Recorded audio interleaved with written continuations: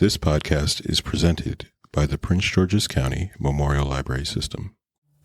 Today we wanted to re-release our episode on Persepolis in remembrance of its author, Marjane Satrapi. Satrapi died on June 4th, 2026 at the age of 56, leaving behind a body of work that helped readers around the world better understand Iran, exile, identity, and the enduring importance of freedom. Her work transformed personal memory into a powerful act of witness. Throughout her career, Satrapi remained a fearless advocate for artistic expression, women's rights, and democratic values. Whether working in graphic novels, film, or public advocacy, she challenged stereotypes and invited audiences to see the humanity behind headlines and political conflicts. Her work resonated not only because it chronicled a particular moment in Iranian history, but because it spoke to universal experiences of family, resilience, loss, and hope. Through her art and storytelling, she gave voice to millions whose experiences are too often overlooked, and she leaves behind a work that will continue to educate, challenge, and inspire readers for generations to come. Hi, I'm Heather. I'm Kelsey. I'm Hawa. And this is our podcast, These Books Made Me. Today we're going to be talking about Persepolis, the Story of a Childhood by Marjane Satrapi. Friendly warning as always, this podcast contains spoilers. If you don't yet know who loves Kim Wilde and Michael Jackson, proceed with caution. We have a special guest this week. Could you introduce yourself? Hi, my name is Rebecca Oxley. I work for Prince George's County Memorial Library System. I'm a librarian 3 at the Greenbelt branch. My pronouns are she and they. And I'm very excited to be on your show today to be talking about such an amazing book. I specialize in graphic literature for all ages, and I read for the Black Eyed Susan's Graphic Novel State Book Award. So, what does this book mean to you? Was this everyone's first time reading it? If not, how did this reread compare to your memories of reading it when you were younger? So I read this in high school when I was in 11th grade. I wrote a term paper about it, which I did recently uncover, and it was fine. It was better than I expected, honestly. I remember really loving it and really thinking it was cool that I got to write a term paper about a graphic novel when I was in high school. Looking back, the only thing I could remember is the word Shah, and then that she really liked music. Those were the only two details that stuck with me. And the whole time we were prepping before I read, those were the only two things that I could contribute to the conversation. So clearly a lot of the politics, even though I wrote an in-depth paper about them, kind of went over my head a little bit. Yeah, this is my first time reading it. So, initially a lot of the stuff was kind of going over my head. So I can relate to that feeling that you had. But no, I'm really glad I got to read it with you all because it's one that I've heard a lot of good things about. And it's been great to have, it's great to have people that I'm going to be able to unpack what I read with. Yeah, I came to this one as an adult after high school. I thought it was awesome when I read it the first time. It definitely fit in with the other graphic novels that I was really into at the same time that I was reading this one. I remember reading this fairly concurrently with Pedro and Me by Judd Winnick, and both were memoirs, both were a black and white style, and I thought they both just hit so hard, and it really, I think other than Mouse, was the book that really just made it sink in for me, how much power there is in images. Same. I came to this book. I was in college. I was an undergrad, and I had recently read Mouse for the first time. I had taken a course on art that was created by victims during the Holocaust. So it was a very specific topic. And I was so completely blown away by Mouse that when my mother then sent me these books when they first were released, and at first I was like, I don't know if I want to read this, but I was heartened by the fact that it was a memoir. And once I read them, I just kept reading them over and over again and asking everybody, do you know about these books? So I will go ahead and give a little summary of the plot. So Persepolis was originally published as 2 volumes, The Story of a Childhood and The Story of a Return in English. Originally it was published in France. So it's published in French as 4 volumes. Now we often see that it's published today as a complete omnibus. So in The Story of a Childhood, young Margie is being raised in Iran in the 1970s when Persian culture was dominant and progressive, and the Shah was in power, for good or for ill. And following the overthrow of the Shah and the wave of the Islamic Revolution, Margie's family struggles to find their footing in the increasingly fundamentalist environment. Margie's entire life is essentially turned upside down by the new regime, and she admires the activism of the important adults in her life who bravely protest, are arrested, and even killed by the state or others. As the war with Iraq begins and Margie is beginning to emerge as an intelligent, rebellious teen, her family has to make a really hard decision about how best to protect her. Just some content warnings for our listeners. There will be some discussions of war, rape, torture, murder, and execution, as well as child soldiers. Okay, so I'm going to give you a little bit of information about the author. Marjane Satrapi was born in Rasht but grew up in Tehran. Her childhood is largely chronicled in Persepolis 1. As a teen, she relocated to Austria, where she studied at a French school, as she had attended the Lycée Français in Tehran as a child and was fluent in the language. She ultimately returned to Tehran for a master's degree after a brief period of homelessness and illness in Vienna. She relocated to Europe permanently in her 20s and married a Swedish man, settling in Paris. She gained fame after the release of Persepolis and eventually turned her graphic novels into a film that debuted at Cannes in 2007. Satrapi has been an outspoken activist for both women's rights and liberal political parties in Iran. She primarily works as a film director now and is a frequent interview subject and public speaker. All right, so let's dive in on our discussion today. Usually we like to start off with just a discussion of how it held up. This was written in, the early 2000s, so it's been almost 20 years. Are there any things that are really standing out as things we don't really say anymore, things that are kind of big differences from when it was written to now? I definitely think that the work holds up, particularly because as a graphic novel, that kind of presentation, that kind of format, her style is very high impact, black and white. It's very painterly, and it is sort of evocative of Eastern stylistic motifs. And her narrative is very similar as well. It's very straightforward. It's sort of unencumbered by how she's thinking about it now as an adult, writing this story about her childhood. And I think that it effectively captures not only the essence of childhood, but the essence of womanhood, and then the essence of being a woman of Middle Eastern descent who is Muslim, and then parsing things out between what was before and what it was now, or going back into really ancient history. Also, it's a really great teaching tool because even in my college years, I knew very little about 20th century Islamic history, particularly in Iran. I knew a lot about Persian history, but I didn't know so much about what came after the Islamic Revolution. So this was a really interesting window that I think is still really valuable today. Yeah, I agree. Generally, I think this book is pretty tremendous as a geopolitical work. I mean, I think you get so much more out of this than you would get from a history text in a lot of ways. The only thing that I caught when I was reading it, where I was kind of like, oh, that's a little bit cringe, when she's wearing a button, she gets stopped on the street, like she's confronted by, I don't even know what to call them, like basically the fundamentalist women's brigade. They're like the Guardians of the Revolution. Yes, they're like on the street intervening people that they think are wearing the veil wrong or that look too westernized. And she's wearing a button with Michael Jackson, and they confront her about it.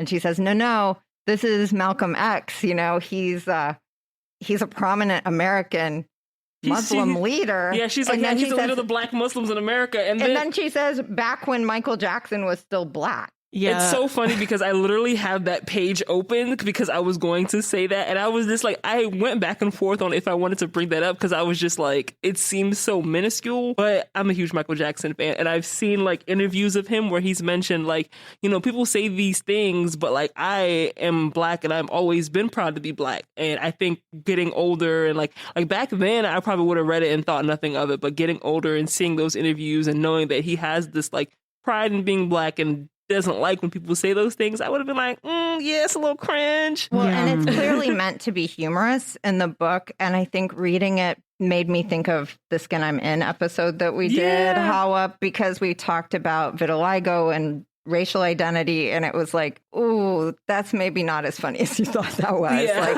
that's a little ouch. But her trying to be like, yeah, it's just another black Muslim guy. Like, it's cool. Like, that part was funny. That was clever. It's just like, if she hadn't added that, like, little extra part, I would have been able to, like, really enjoy that part. But yeah. Yeah, there's also some class issues in here that are, I think, grazed over kind of quickly. So the first maid that they have, who's actually this child they basically adopted, Mary, she's lived with them since she was a little child. So child labor is a thing that just doesn't get like, that was normal. So it's not really commented on. And she's sort of treated like a member of the family, but then she disappears from the book without much mention. There's sort of the like failed love affair with the neighbor boy. Oh. And then she is replaced at some point later in the book by Miss Nazreen, I think is her name, as their new maid. And that woman, there's a scene where they're talking about, you know, the uncle is making wine. He's the like family bootleg vintner, I guess. And, but he has the maid, Miss Nazreen, stomping the grapes in the bathtub. Yes. And she's like, clearly, may God forgive me. Yes. She's like having like a religious crisis about it. But at the same time, he's still making her do it. And it's, again, it's depicted as like humorous. But then if you really think about it, it's like, oh, that's kind of a bad like power differential there where she's being forced to do something she's clearly uncomfortable with. But the issues of class in this book are real interesting anyways. But generally, I think the book holds up extremely well. I was wondering where like the maid fell into like that black hole. And then it was reading the part about the newer maid stomping the grapes in the backyard was funny to me because it reminded me of, so when my mom first came to this country, she said her first job was at a bowling alley. And she said she quit after her first day because they wanted her to serve alcohol. And she was just like, no, I'm not doing that. I really loved this book. I think it's amazing. I did have two like things that kind of stuck out to me. And one of them was I did feel like she picked up a lot of themes that I wanted to learn more about. Like we spend so much time at the beginning learning about her relationship with religion and how she feels about her religious identity and how it kind of separates her from her parents in a lot of ways. And she's talking to God and like that's like an episode. And then we never really come back around to hear like, how does she feel about religion now? How has that evolved during the revolution? Like, I really wanted to learn more about that. And I feel like there were a couple things like the Mary, their maid, that I'm like, oh, where did that go? Like, I want to wrap this up a little bit more. But obviously life is messy and, you know, maybe that's realistic. And I think that's the thing when like you're reading works that are like memoirs or like about people's like actual lives. It's like, well, I can't touch on something that didn't happen, you know? Maybe she has no idea what happened. Yeah. I mean, I don't know if that's necessarily the case, but it would have been interesting. But certain things like you did want more context on. So, well, and we're looking at a book that is a remove from our current time. And it was that time when it was written was a remove from the time of the events in the book. So we're looking at like 40 years out or so from the events that are in the book, which was a very different time in many ways. And then even having her write this in the late 90s, publishing in 2000, that was a very different time. I do feel like that Michael Jackson aside would not have elicited as much of a response 20 years ago. Absolutely. You know, and now it's kind of like, ooh. And like the issues of class, again, it's like that was not important to her. The maid like was sort of like family, but not enough like family. And like she just kind of disappears out of the story in the way that it probably happened in her actual life. You know, like that there is that sort of dismissal of lower class people in here throughout the book in a really interesting way. And then she kind of ties that back in with communism, which her parents are these, you know, these big communists. Her grandfather became this outspoken communist, but he only did that after he lost the privilege of his class. You know, he was a prince and he lost that status with the Shah.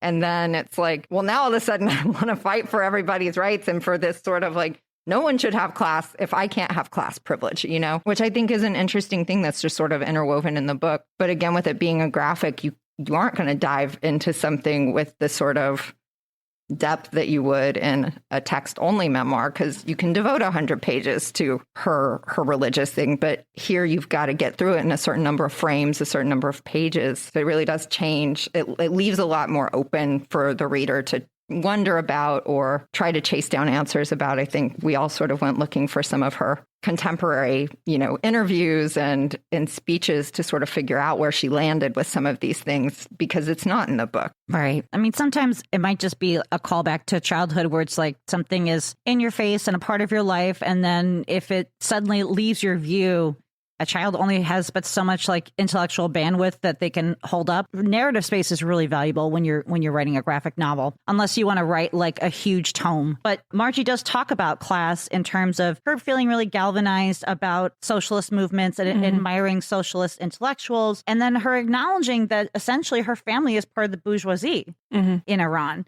and that they are somewhat affluent. And she asked them, well, why can't Mary eat with us? Why does she have to take her meal at a separate table? So it's interesting because I feel like as much as we're looking back and be like, oh, some of this is not so great now. Back then, it was probably super progressive, right? It was just like a half step in the right direction or something. And now, it just doesn't hold up to as much empathetic scrutiny. But I think that that's what she was trying to show, was that she was asking these questions about religion, about class, and she was seeing, okay, this is not right. Something's not adding up here. And I'm noticing that the adults don't seem to be getting this, but I am. So I think that is kind of almost like the big takeaway. But you're right. Like, as a reader, it's like, I want to know more. Tell me more. And I do think it tracks with where she landed philosophically, because in sort of current interviews that I found with her, she returns over and over to this idea that you can't change culture in broad strokes. You can't do things sort of by fiat where you say, no, we're all going to be good about this thing, or we're all going to do things this way. Because then all you do is you empower the thing that you're getting rid of to become a symbol of rebellion, and people latch onto that. And so there's always sort of this polarizing effect when that happens. And she speaks, I'm paraphrasing, but she says over and over that culture changes in small measures. It is a slow process, and you have to know it's a slow process. And you keep doing the work and you keep engaging, but you have to know that it's going to happen in baby steps and incrementally, and not in like broad sweeping changes. So I think that is just very much part of sort of her outlook that maybe she retained from childhood, even that like, when I was a kid, I saw these sort of big sweeping attempts at reform in one direction or another do nothing. It caused war, it caused strife, it caused chaos in her country. And as an author with her, very much what you see is what you get. Because I kind of thought, well, maybe this is kind of an indictment of revolution in general, right? As you were saying, it's too much, too quick, too fast, and things start to fall apart. But with Satrapi, I've learned not to read into things too far. She's very French in that she will just be like, no, this is what I'm saying, and that's all that I'm saying. And if you don't like it, you don't have to read it. I think that conversation is a good transition to talk more about this idea of it as a political novel at its core. Obviously, throughout the book, she is conveying her evolving understanding of the political situation, the historical evolution, her relationship with different people on different sides. How did that speak to us now? Or what are our takeaways from that? I know, Hawa, you mentioned that like some of the stuff still didn't sink in. And I had a similar issue. Like, this is not a moment of history that I knew anything about before I read it as a teenager. And clearly, most of it did not. I think I processed it, but I didn't like absorb it. And coming back to it now, I think I got a lot more out of it. But this is the other critique I had, which is I wish she would put dates on things as they were happening, because I had a hard time understanding like where we were and what age she was as things were happening, but also like where in history we were. And I feel like a couple times she kind of goes back and forth in time in a way that it was a little confusing. So it made it a little harder for me to process how the world was changing. But that said, I really enjoyed and appreciated how blunt she was about her views, how it was from the perspective of like, she was probably the most conservative one in her family in a lot of ways. And then she kind of came around to joining them where they were. Well, and it is interesting reading it now. We have a lot more context for this than, when I read it originally, when it had just come out. Sitting here now, we saw Ahmadinejad and sort of his regime there, being able to sort of now trace what happened after this book happened and how did this play out longer term. That added a lot more weight and context to the events. As I was reading them again, you could just see sort of the long tentacles of different things that were occurring. I was thinking as reading it, in America, we talk about history, but we are talking about very recent history. We are a young nation, like by any standard. It's a few hundred years we're talking about. It's not this really lengthy cultural past for America. That is not the case with, the Persian Empire had very long history, and that's referred to so many times. She goes back to 1600 years ago, 2000 years ago, and that plays in a way that I wonder how much that confuses us, because it's not the way that we're used to sort of viewing our own history, but also how much that kind of informs the way that a child of her age in that time would have been viewing the events at the time. Like, to have that long of a past that you're aware of and sort of know how things have played out over that amount of time, like how much you're bringing that to the table as you're experiencing those things. I don't know. It's a very culturally different experiencing of history than I think we have here. Well, it made me think a lot about who her intended audience was. Like, was it globally people who didn't live through this? Was she trying to like convey it, the history to people who live in Iran now to like learn more about their past? Like, you know, people who experienced it but live elsewhere. Like, who was she looking to convey it to? Because I think then that would change how much context she needs to go into. But she does kind of have the foreword where she's giving you the historical context. So to me, it reads like she wanted an external audience to read it. But I don't know, it made me think about, am I the intended audience, and do I have space to critique putting enough dates in it or giving me enough history to understand what's going on? She said in an interview that I read that she had fallen into this very deep depression prior to writing this, to the point that she called for emergency assistance because she was so debilitated by it. And when they came to get her from her apartment, she lived in, I guess, a flat in Paris that was like multiple stories up. So they had these like old curvy stairs. And for whatever reason, they were stretchering her out rather than walking her out. And as they were stretchering her down the stairs, they dropped her and she fell and hit her head and ended up needing stitches. But she spoke to that as being like a turning point for her because it like shocked her out of sort of the paralysis of the depression she had been in and made her feel like she needed to just basically birth this work, which is a really interesting way of talking about the work, I think. But it also makes me wonder if she really cared that much about who the audience was, or if this really was more of a like, exactly, I need to just record myself in this way to process. Yeah. That doesn't mean that there's no thought of someone else reading it, because obviously at some point it went to an editor and they had feedback and whatnot. But it does make me wonder if it was so intentionally like, I don't know that she wants us to read this and think a specific thing. Mm-hmm. Does that make sense? Absolutely. And that's, I mean, graphic memoirs are probably my biggest guilty pleasure, except for maybe like graphic nonfiction about true crime. But yeah, I love memoirs because what you're served is what you get. There isn't often a huge intention. And if there is, like, for example, Art Spiegelman doing Mouse, I think at some point during it, he realized, because at first it was, okay, I want to record my father's memories.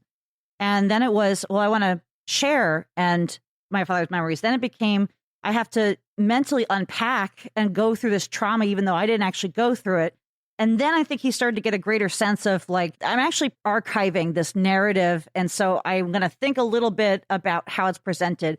I feel the same way about My Friend Dahmer by Dirk Bachter, which is like, it's just him talking about the things that he saw, the different signs, right? Just processing about what it was like to be friends with a young Jeffrey Dahmer. And then at some point you start to get the idea that he started thinking about, okay, other people are going to read this book. So he went back to from his original comics that he made before he published that and did tons of research. And I feel like that's what Satrapi is kind of doing here, is that I think she lightly did go back and kind of say, oh, let me clarify this, because not everybody who's reading this is somebody who grew up in Iran during the 1970s is going to understand this. But I don't think that was a priority for her. I agree with you. I think she was just like, this is a cathartic act. And, oh, you want to publish this? Okay, go right ahead. Yeah. Yeah. And purgative in a way. And like when you bring up Mouse, I think that's a really good sort of correlate to this, because generational trauma is very present in this book, just like it is in Mouse, where you have a child that's not only processing their experience, but they're processing the relayed experience of their elders. All of the information here about what happened with her grandfather, what's happened with her uncles, the torture, the incarceration of extended family members, neighbors. She's processing all of that, even though not all of it is lived by her. Yeah, again, this idea that like writing this was cathartic in some way, where it's like, hey, this helps me somehow deal with this experience that I have that has been weighing me down in some way. Like it's giving it scaffolding, right? Like it's giving it a structure so you can start to talk about it, start to deal with it, start to make sense of it in a way that doesn't happen when it's all just feelings. Mm-hmm. That's really interesting because I was kind of thinking about it while rereading as a memoir that's designed to give historical context. But I think it's a great point that it's really a memoir that gives historical context so you can understand the memoir and the person. And I think good evidence to that is that I just double checked. There's no back matter in this book. There's no like for further information about the revolution or citing her sources. It really is all about her own recollections and her own kind of perspective on what was going on at the time. Yeah, hard agree. And then you press that down through this even smaller lens of child. I'm a child. I see things with a child's eyes. I'm trying to figure it out. I'm trying to figure out why I'm passionate about something or why I notice this and nobody else does. And I think that what we get is an incredibly honest piece of work. As someone who admittedly said that some of the stuff like kind of went over my head, I do appreciate it not being over explained because I'm not super into like history. At least I wasn't in high school. Grades are terrible. So I didn't want it to feel like a history book. Like I was okay with saying, okay, she mentioned this. It's not something I'm super familiar with. Let me take a break and maybe try to look it up. I think that's something that we have the convenience of being able to do. So I appreciate it not being over explained. So yeah, and the images I think help with that too. They There's really so do. much. I mean, even if you don't really understand who's the bad guy or whatever, what the core tension is, like you can understand when you see that, you know, that image, really tragic image of the cinema burning, like you feel that, you know, and you know that like something terrible has happened here. And I can understand how that would have affected her to have knowledge of that. Or when she sees her friend bracelet in the, oh, that part was so, you know, there's such graphic, truly like graphic in the like really horrible, like hard to watch kind of graphic element of visualization in this book that like really helps convey the sentiment of what's happening, the feeling of what's happening. Yeah. We're looking at something through a really specific cultural lens. So that's where the visual narrative is really, really helpful. There's certain things like when she's drawing a dead body and their eyes are sort of raised to heaven and then there's sort of like smudgy circles underneath them. You know, clearly that translates, right, to just about any audience. But if you look at Iranian representations, this type of artwork for martyrdom and things like that, you start to see that there's a language we're being sort of let in on because she's using her indigenous cultural landscape and language to kind of give us footing to understand that. And like Hawa was saying, I love that that's not over-explained. Like, would I love to read some back matter about Persian iconography and how it features this book? Sure, why not? Do I need it? Absolutely not. She did have some interesting comments that I found about why she chose to do it in black and white. You know, she's a filmmaker as well. And she has talked about how text reading is a very active form of participation for the reader. You have to fill in the blanks. You have to infuse it with images and all of this, whereas film is a very passive form where it's happening at the viewer, right? Mm-hmm. You're getting somebody else's depiction.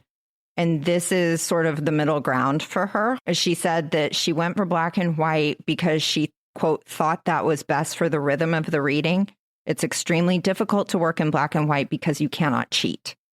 I think that that's really true of the visuals she puts in here because she gives you just enough. It's just enough to support the text and then have you sort of go beyond that. So we see the smudge and we picture a lot worse than a smudge, right? Right. It really is that middle ground between film where it's not graphic enough, you know, oh, we're seeing a person explode on the screen. Instead, we see these sort of squiggly drawings and some limbs and a head, but you get what's occurring in that with real weight. And then the words that surround that, like about the boys with the keys around their necks, I think that hits a lot harder than if she would have gone with a much more like detailed graphic style. There's much more impact to that, or at least there was for me. Right, right. I mean, first of all, it puts more emphasis on concept as opposed to the individual that I'm confronting right now in this panel.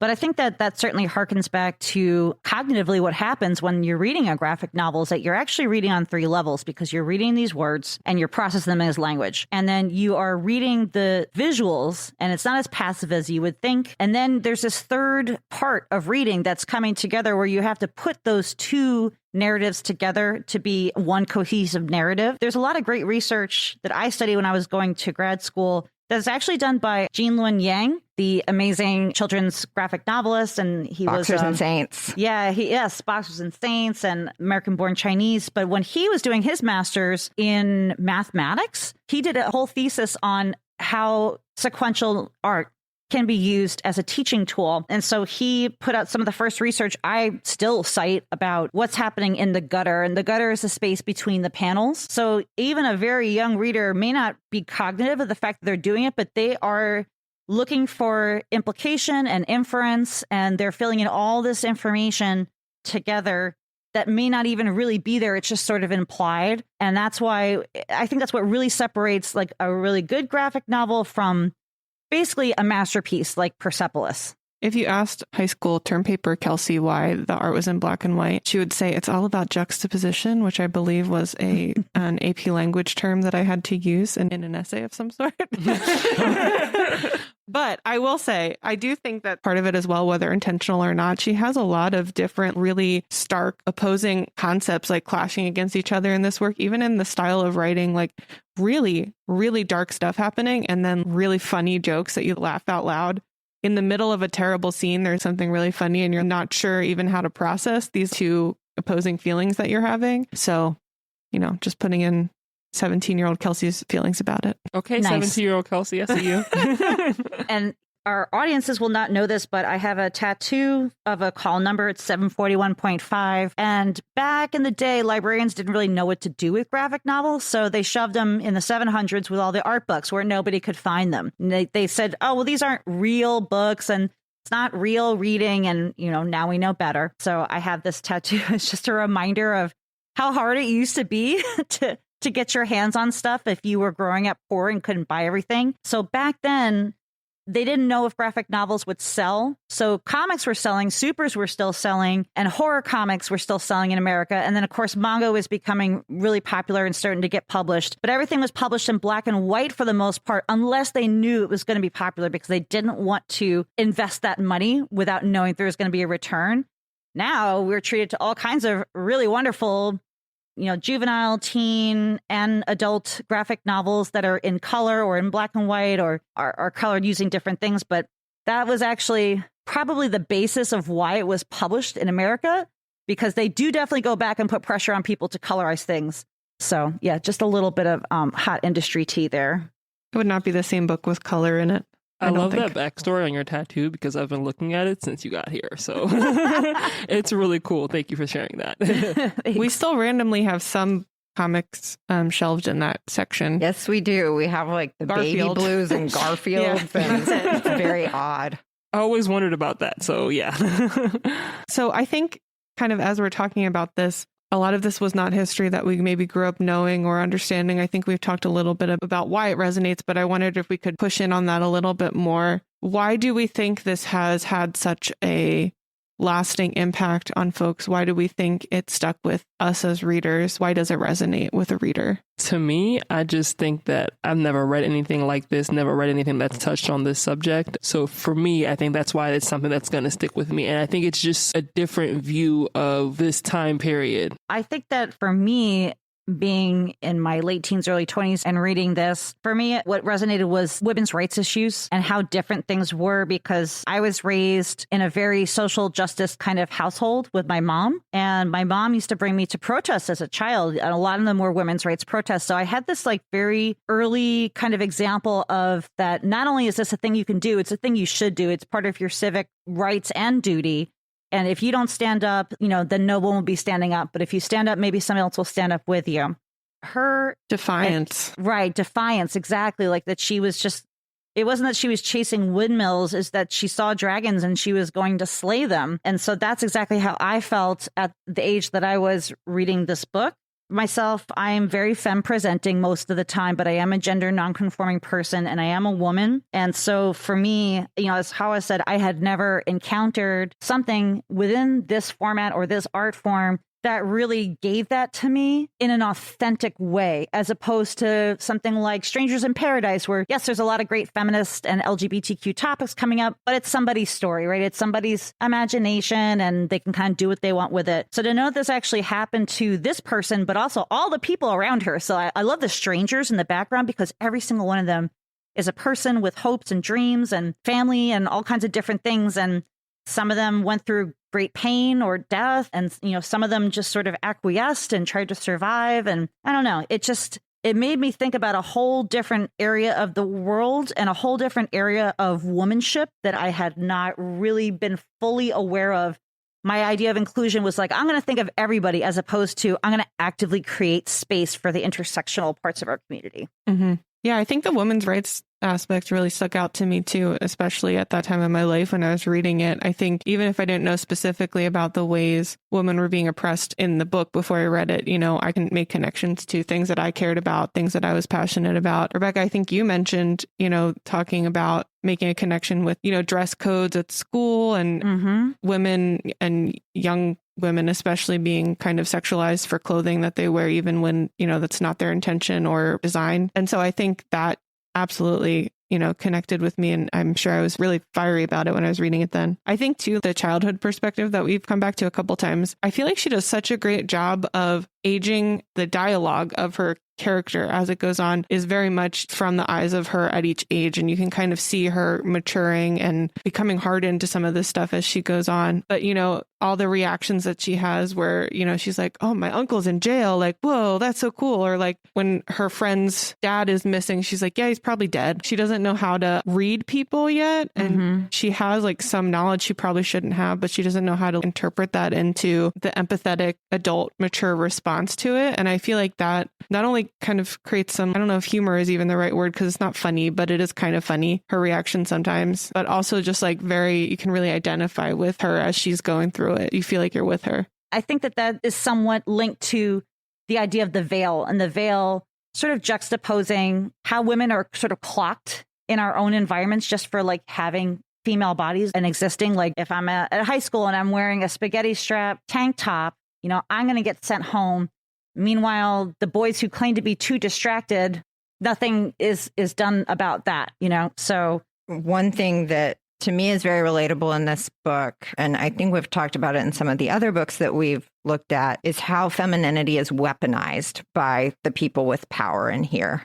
And Satrapi has a lot of thoughts on the patriarchy, but this illustrates it so many steps along the way. Like the veil becomes a weapon of oppression, right? But this is the most feminine thing you can do, but you have to do it, right? It's putting people in a box in that way, which then separates them at school from the men. So there's all of these things. And they're separated between the people who wear it, quote unquote, correctly and the people who don't. Right. The television newscaster in one of the frames is talking about how women's hair is emanating rays that do bad things to men, kind of thing. So it needs to be covered. There's the really heartbreaking bit about Nourison, I think is the name of the girl that gets imprisoned and executed, but she's raped before she's executed because it lets her captors off the hook for executing her because you can't execute a virgin.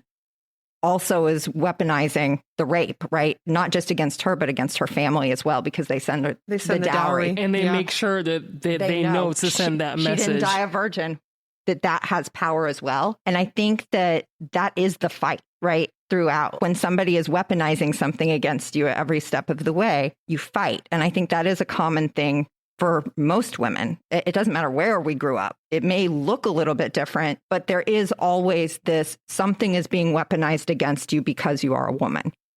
And it often takes the form of traditionally feminine things like you should be quiet because girls should be quiet and docile and, but really that's saying like, you're not allowed to have feelings. You're not allowed to speak up. What you have to say doesn't have merit. You should look a certain way because if you don't and something happens, that's your fault, not the person that did it.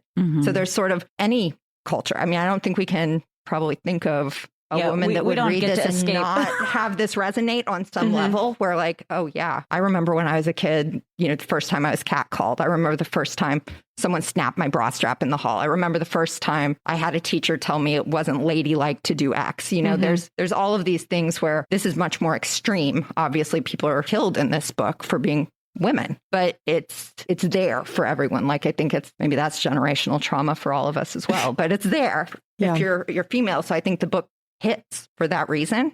Yeah. And I think speaking to the veil too, like I think the act of making it required takes away the power it can have to make it freeing for some folks who would like to, cover up and not be viewed by their body parts or whatever. Like, I think there are a lot of folks who really love it as a religious symbol, as a, personal modesty symbol, whatever choice, but by making it required, it takes that away from folks and makes it a tool of oppression. Satrapi had something to say about that too. Interesting. Because she's French now. She lives as a French citizen.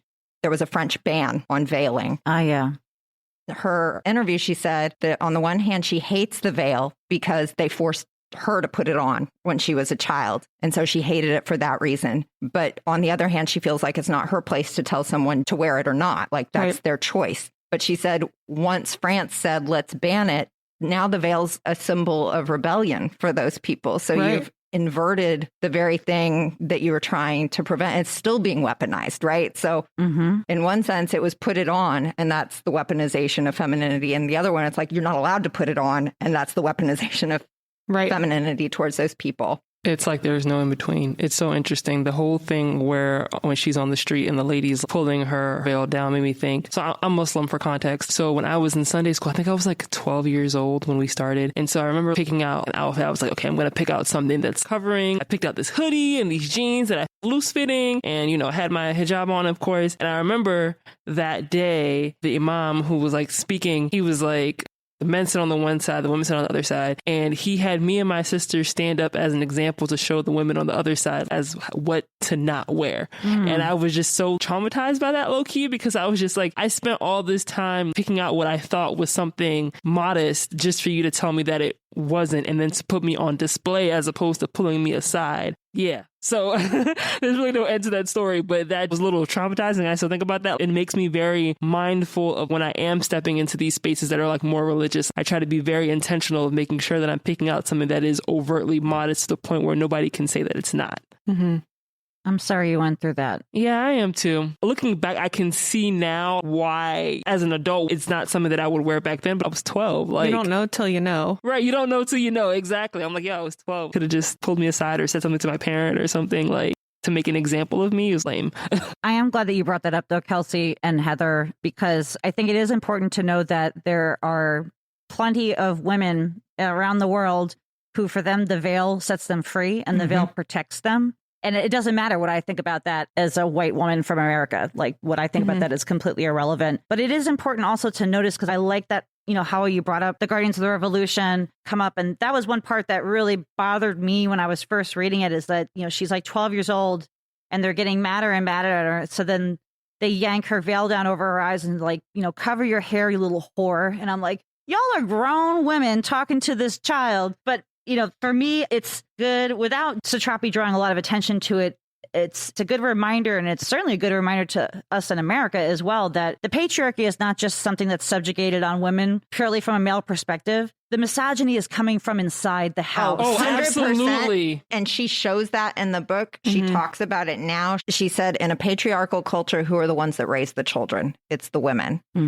Who says you have to be pretty and you have all the rights? It's the women in the home. Yeah, 100% the call's coming from inside the house. Like, I think that pop culture, we shouldn't let that slide by. I know we've been talking about some pretty heavy subjects, but yay, pop culture. Right, let's lighten it up. Yeah, something we can disassociate to. I do love all the mentions of the 80s music, and her parents, man, did they go above and beyond for her. They like traveled to other countries and bought all kinds of contraband, like a poster of Kim Wilde or a Michael Jackson button. Of that section made me laugh out loud, because her dad is sneaking back posters. Her mom sews the rolled up posters across the shoulders, so he looks like a big B. Arthur from the Golden Girls, Carol Burnett in the like curtain dress thing. It's such an absurd looking thing, and the way that she has the customs officer's face, you can tell he's just like, what the heck is going on here? He knows something's wrong, but he can't quite get at it. It's just so beautifully done. And it's so funny to me because I'm looking at this drawing and I'm imagining him trying to walk without ripping or messing up the or poster. Or sit on an airplane. Right. Like, they were so worried about like creases and folds. And I'm just like, how could he sit on an airplane or get through like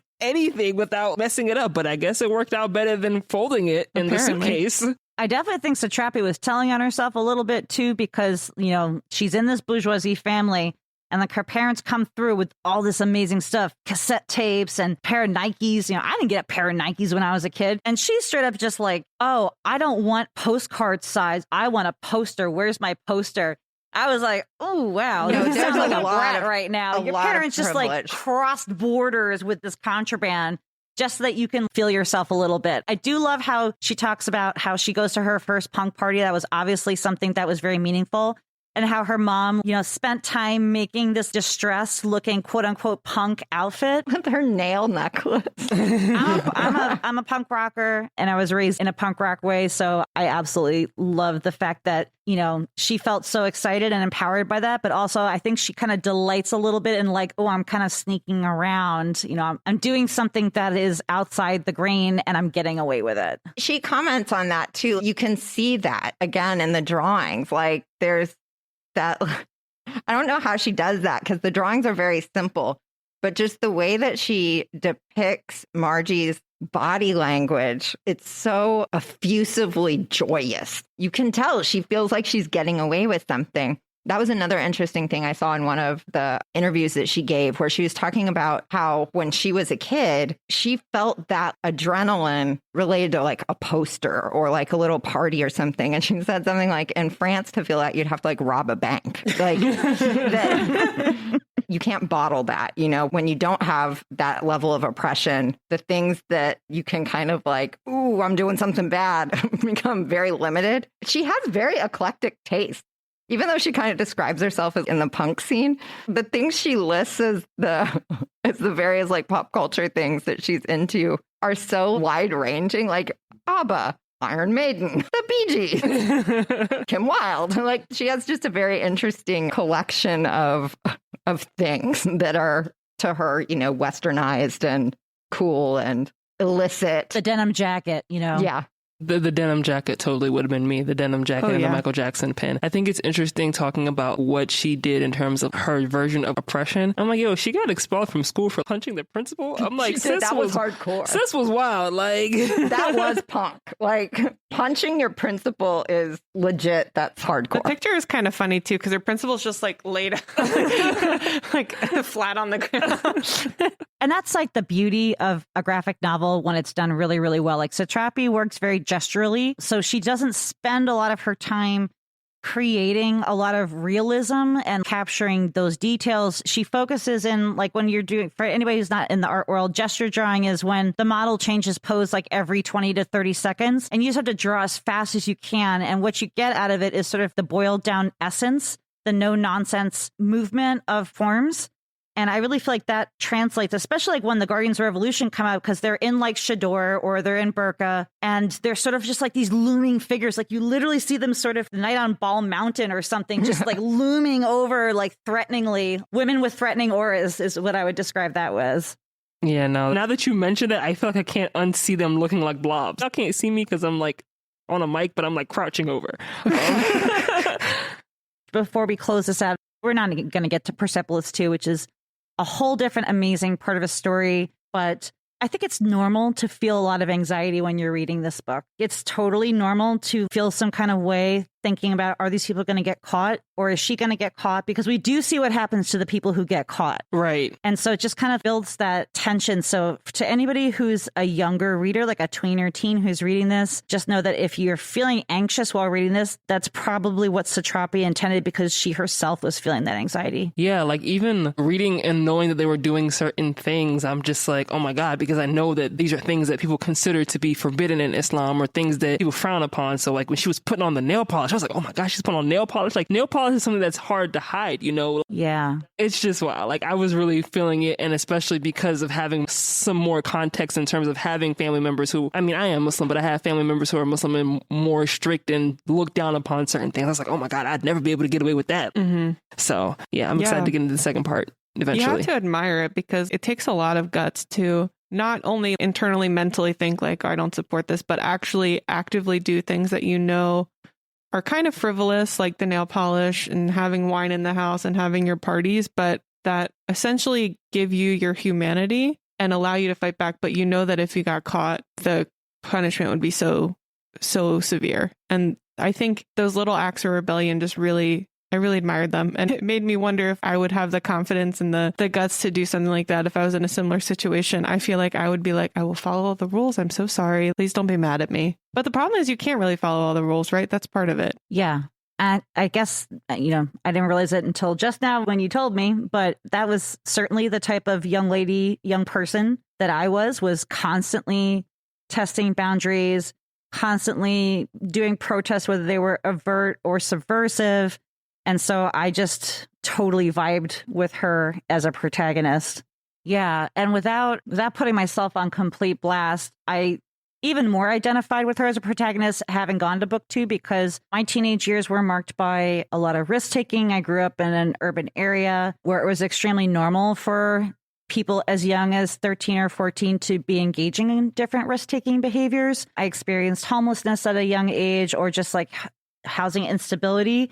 And I spent a lot of time alone also, just like in my own company. So again, I completely vibed out with that. And then, of course, she does go through this whole like reinventing herself thing when she returns to Tehran.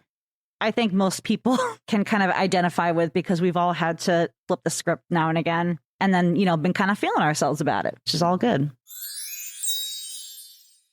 Each episode, our luminous literarian Hawa will provide miscellaneous insights from our book. It's time for Hawa's Headspace.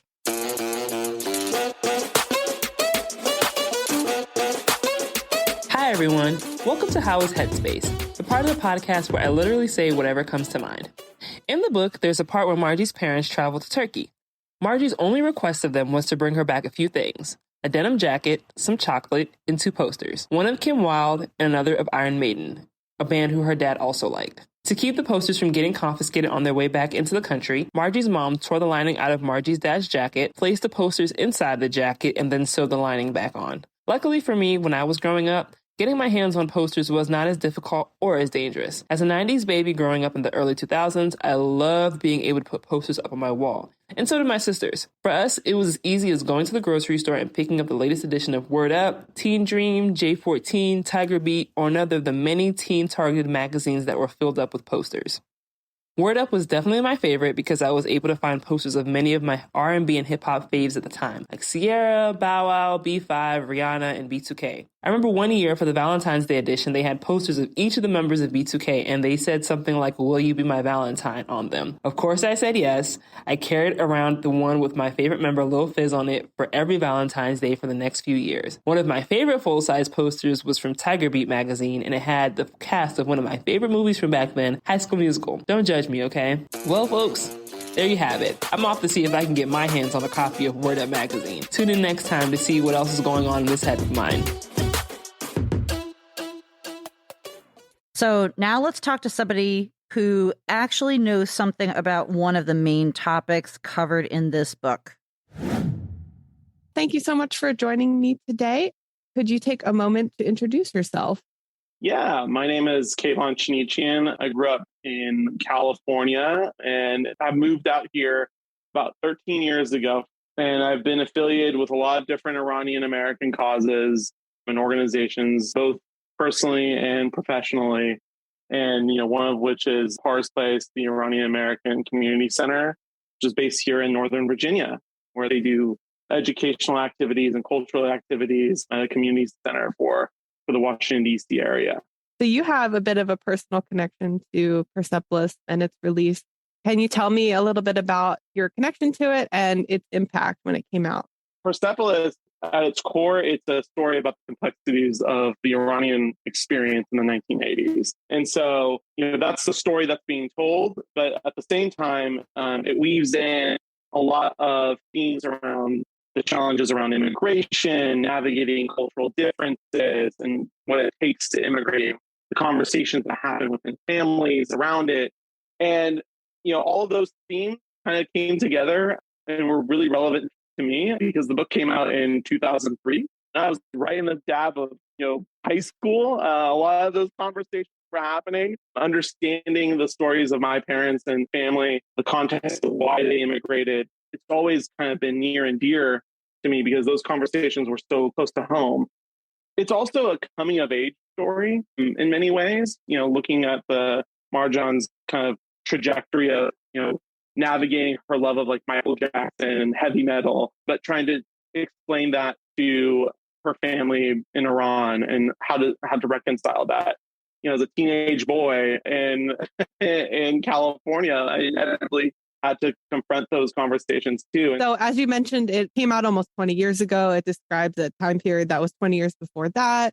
And it's through the lens of an Iranian-French woman. So given the differences in time and culture, I'm curious if you can speak to any similarities and differences that you see in some of the cultural touchstones that she describes and your own experience within the Iranian American culture here in DC. There's definitely differences, you know, between what an Iranian American experiences versus an Iranian French or an Iranian Austrian. But, you know, going back to recognizing this as a story about immigration and cultural differences, navigating that and coming of age, start with kind of the similarities, which is, you know, the themes of overcoming cultural differences. It's always going to be a big piece, no matter where you're immigrating to. You know, I have family members that, you know, immigrate to Europe, Canada, to the US, and yeah, of course, the end result is a little different everywhere, right? And those differences are important, but really the core of that experience is the same with everybody, right? What was it that, you know, drew you to immigrate? What was it like when you arrived? And then those, you know, those cultural norms are always kind of, you know, they manifest themselves in funny ways that, you know, you don't necessarily think about it, but you know, Iranians, for example, have a ritualistic form of etiquette called taro, and it's designed to be equalizing between two individuals, trying to do anything from exchanging a present or getting like a glass of water for a friend. There's always this ritualistic, no, you go first, no, I won't, you know, back and forth. And my uncle, who actually was, you know, went to school in the West, but immigrated to Europe in the late 80s, it took him years to figure out that whenever he offered to pay the bill at dinner, that when he was doing that in front of Western Europeans, oftentimes they took him up on the offer. And he was like, well, I didn't realize that was going to be the case. And so there's always funny little things and for everybody, right? Whether you immigrated to the US or if you immigrated to, you know, Norway or Sweden. I would say the differences, though, and this speaks a little bit to the DC area, the differences are how international Iranian culture and Iranian activities have become more prevalent in the last just 20 years. I mean, I'd say even in the last 10 years. You know, I grew up in California where there was a lot of Iranian Americans. We lovingly call it tarantulas. And, you know, I remember Persian New Year, which rolls around every March 21st. You know, it's a spring equinox. You know, there was the Iranian American community got very excited, but there wasn't really anything else going on around beyond that. In the last 20 years, though, you know, using DC as the example, you know, the Smithsonian puts on a phenomenal Nowruz program. Celebrities wishing people a Nowruz Firuz, making it easier, I think, for folks who do choose to immigrate. And just to say that, you know, based off of what I understand from my own family's experiences, even those little comforts at home weren't there 20, 30, 40 years ago. And now it's like it's a given, right? Like I just need to pull up my phone and say, where's the closest Persian restaurant? And you know, you jump to it. So the one thing that Persepolis is unique for a lot of Iranian Americans is that it's remarkable that it got the story out for the experiences that Iranians went through in the 80s and early 90s, the cultural questions, the issues, all of that. It was remarkable in that respect. Unremarkable because so many Iranians have stories like that. And so I mentioned that in 2007 when we had when the movie came out, I went with a group of friends, all Iranian Americans, all who had kind of similar time period that their parents had immigrated to the US. And I remember all of us sitting around the table and saying, well, you know, like I had an uncle that had to do X. You know, my mom did this. You know, we exchanged a whole set of stories. And so it's a fantastic piece that almost for the community generated a conversation, at least those Iranian Americans that are kind of my age bracket.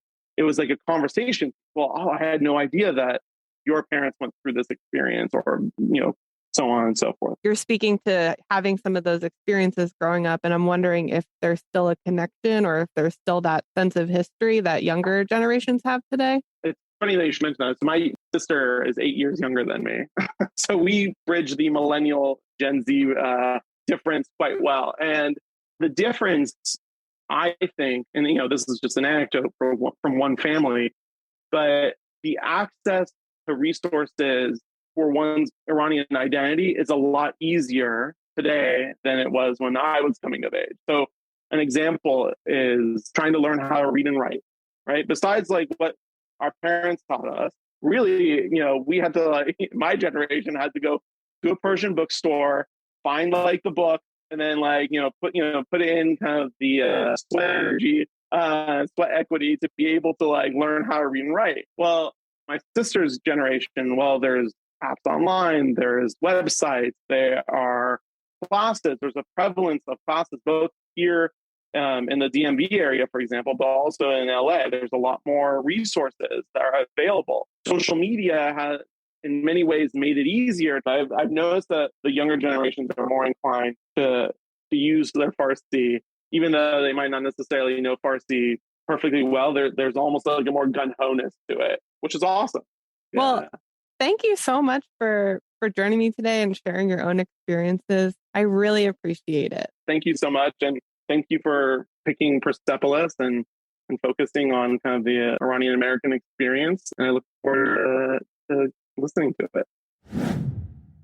Okay, so there are a lot of pop culture references in this book. So for today's game segment, I thought it would be kind of fun if I read the lyrics of some of the artists that were mentioned in a deadpan and have y'all try to guess the song. Should we make our buzzer noises? I hope you didn't do like just Kim Wilde songs or something. No, I didn't. Okay, so there's 2 points available. 1 point for the artist, 1 point for the song. If you get both, you get 2 points. That sounds good. Then if someone knows the other half, then they can get a point. Okay. How about that? We can go with that. Question, are these Margie's time period or are they our time period? I tried to pick from Margie's time period. Okay. We're going to Do see. the best we can. Isn't she wonderful? Isn't she precious? Less than 1 minute old. I never thought through love we'd be making one as... Stevie Wonder? Oh, I thought we had to wait till the end of the song. No, sorry. I think we both all of us started at the same time. I think we all know this one. Those were like lyrics I could actually hear in my head. Yeah. Like while you're saying this. I tried not to sing it. Lovely. Yeah. Isn't All right, who she gets it? wonderful? We all simultaneously got that one. Well, you can tell by the way I use my walk. Buzz. Go ahead. Staying Alive by the Bee Gees. Yeah. I'm a woman's man, no time to talk. Bright lights. The music gets faster. Look, boy, don't check on your watch. Not another glance. I'm not leaving now. Honey, not a chance. Hot shot, give me no problems. Much later, baby, you'll be saying, never mind. You know life is cruel. Life is never kind.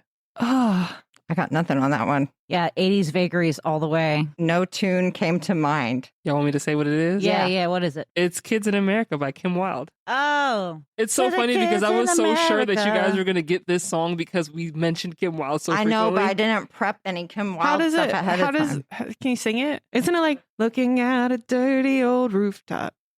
Down below, the cars in the city go rushing by. Yeah. Side note: I think I know all those words because of the Jonas Brothers.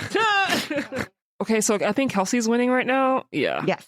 Okay, so this is the last song, y'all. I'm sorry. Okay. That ended really quickly, right? That's good. She was more like a beauty queen from a movie scene. Michael Buzz. Jackson, Billie Jean. We tied. Rebecca and Yes, Kelsey I mean, tied. that is the right answer. You guys are tied, even though you didn't follow the rules this time. But it's okay. We're all friends here. So We made a concerted effort and we heard some music along the way. That's all that matters. that's all that matters. Yay, Hala! Thank you. Honestly, I found one that got you guys stumped, so that was fun. It was. Yeah, and and we you really guys were should able have to guess predicted some. that given the book. I thought you were going to throw some Iron Maiden our way with. I'm like, I don't know any Iron I Maiden. know. I was lyrics. really ready for the Iron Maiden. Yeah. I didn't when I read it. I didn't even realize that Iron Maiden was an artist. So- They were like a satanic panic staple in the 80s. Yeah. They're so good. Highly recommend. Go back Mhm. Noted.